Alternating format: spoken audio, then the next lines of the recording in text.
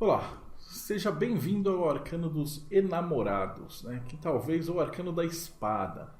Talvez esse arcano seja um dos mais mal entendidos e mal compreendidos dentro do tarô, porque ele lida muito com a palavra-chave desse arcano, que é escolhas. Quando a gente está falando de enamorados, a gente está lidando com o fato de que você tem que fazer escolhas na sua vida. Por outro lado, quando a gente trabalha com uma bifurcação, ela pode ser observada de dois jeitos diferentes. Se você estiver andando pelo caminho único e ele se dividir, você vai ter que fazer uma escolha. Porém, se você estiver vindo de qualquer outro lado, você vai se juntar com uma outra energia e você só tem um lugar para ir.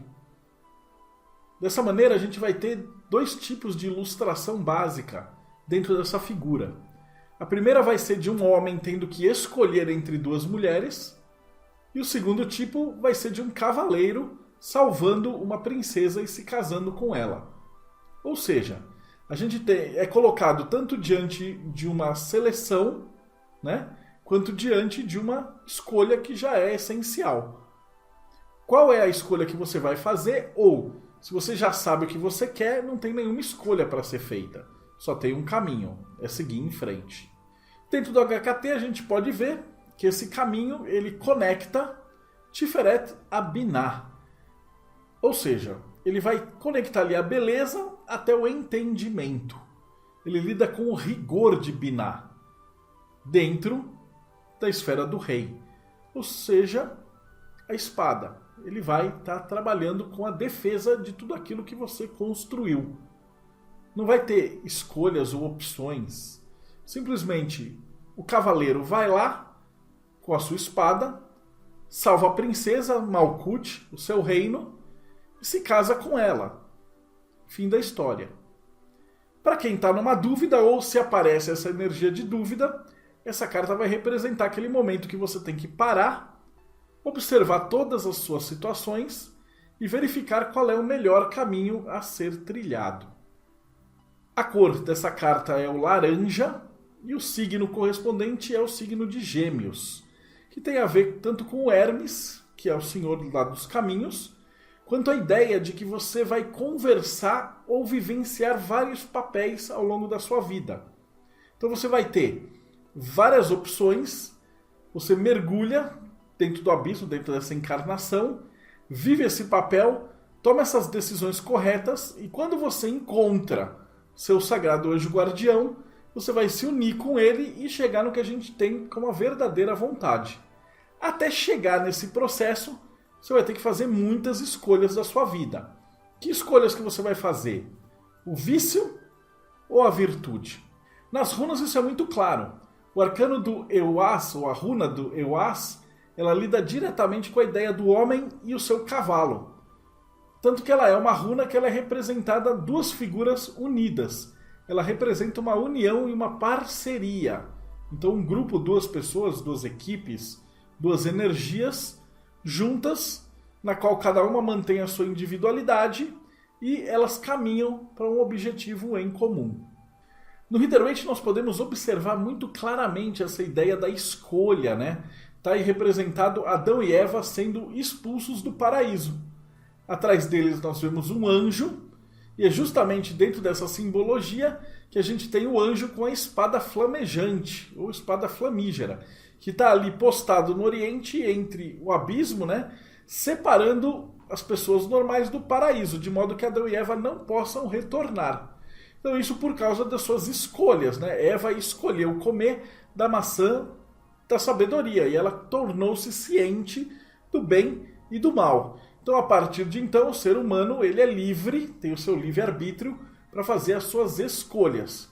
E é isso que essa carta está representando. Você tem aí uma árvore pegando fogo de um lado e uma árvore com a serpente e os pomos no outro, representando a escolha que cada um de nós tem que fazer em cada momento da nossa vida. Já em Marsella, nós temos a ideia também de fazer essa escolha. Então, o que a gente tem aí? Um príncipe, um homem. Ele está entre duas mulheres, uma delas representa o vício, outra delas representa a virtude. E acima deles, o Cupido com a sua flecha que vai direcionar a escolha desse camarada.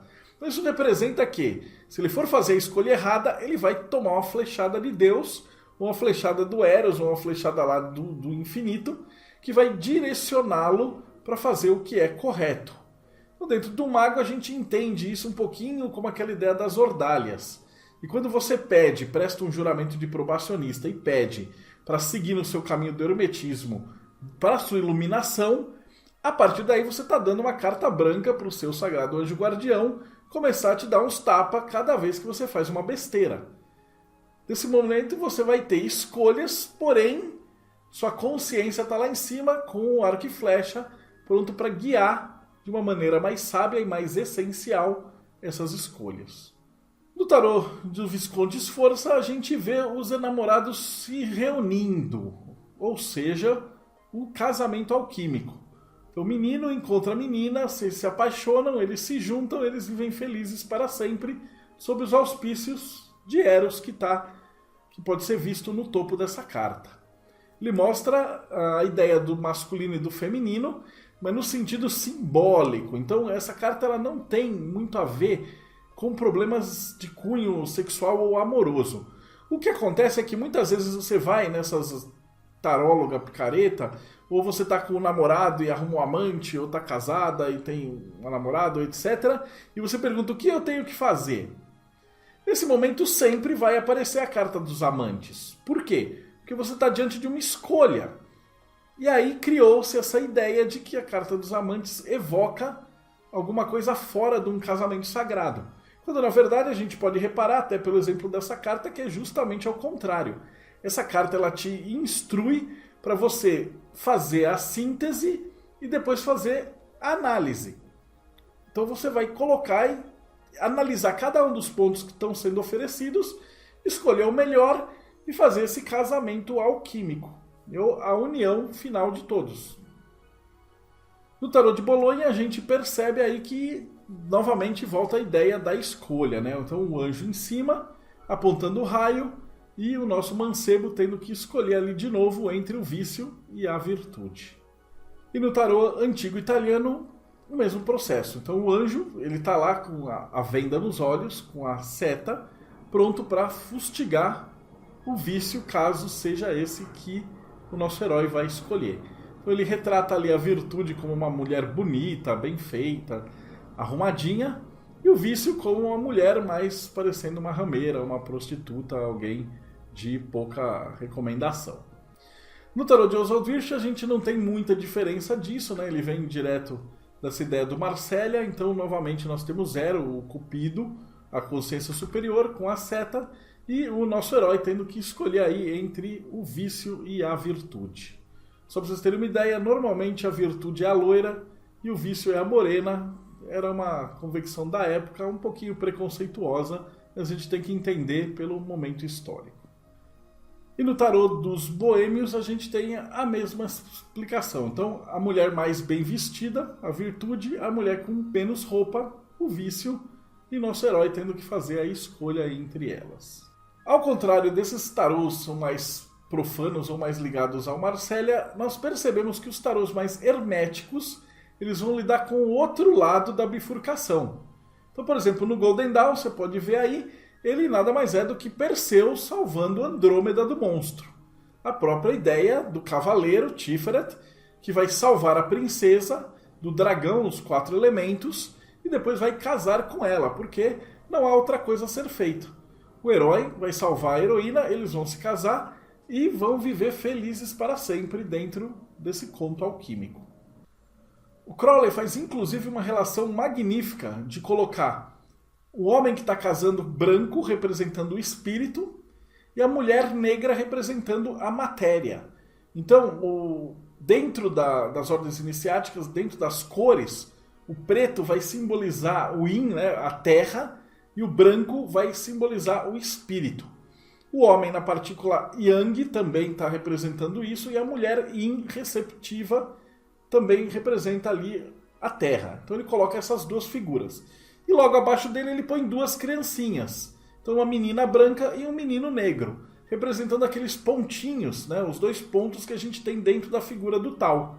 Dessa maneira, com essas 4 figuras, o Crowley conseguiu representar de uma maneira antropomórfica, que é a base de todos os princípios e todos os estudos orientais, conforme a gente já viu na história dos oráculos.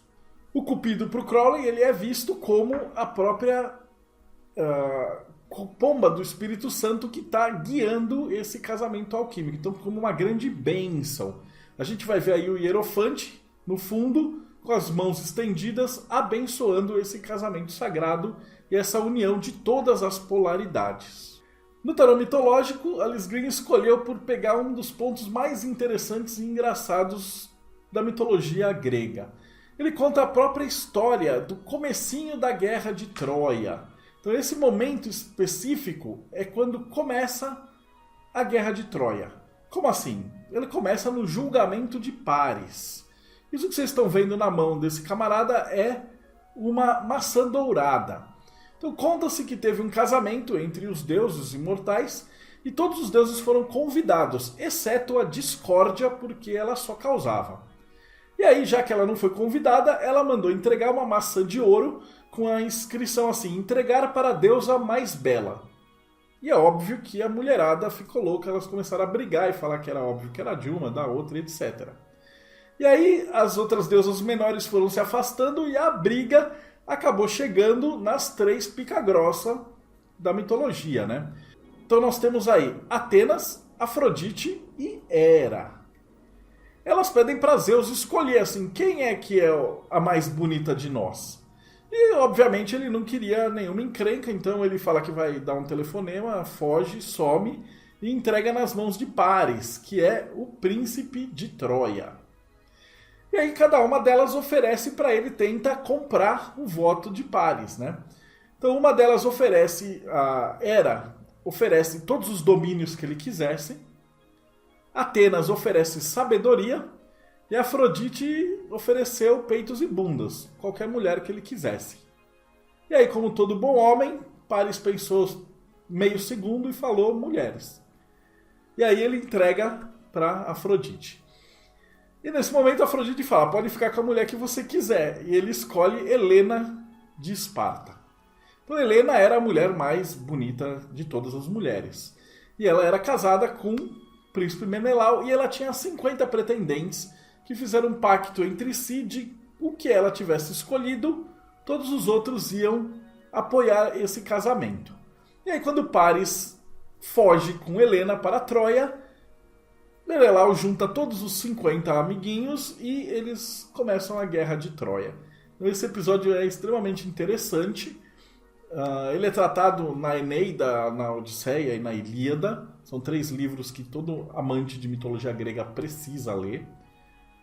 E ele representa bastante essa energia da escolha, da ideia de que você tem que fazer escolhas na vida. E, principalmente, não apenas fazer escolha, mas lidar com as consequências dessas escolhas. E no tarô alquímico a gente tem os finalmente. Então já apresentamos Júpiter, já apresentamos Vênus, o macho, a fêmea, e essa aí representa a união do casamento alquímico entre eles. Então, abençoado pelo Cupido lá em cima, o Sol e a Lua entram na cópula e do resultado do espiritual e do material vai nascer a criança da esperança que a gente já viu nos outros arcanos. Finalizando, sempre que aparecer os enamorados, significa que você está diante de uma escolha. Então essa carta, esse arcano vai te convidar a tentar identificar qual é a escolha que você tem que fazer, analisar separadamente cada uma delas e ver qual é a melhor para tomar a decisão. Aí você deve estar perguntando, pô, mas o tarô não decide isso para mim? Não. O tarô ele é um excelente servo, mas um péssimo mestre. O tarô vai te mostrar que há escolhas. Inclusive você pode até pegar mais cartas para questionar cada um dos caminhos. Mas o tarô nunca vai falar o que você tem que fazer. Ele vai apontar as possibilidades e as consequências. A decisão final é sempre do mago. Quando ele toma uma decisão, não tem nada que o impede. É uma linha reta até onde ele tem que chegar. E esse é o arcano do carro no próximo bloco.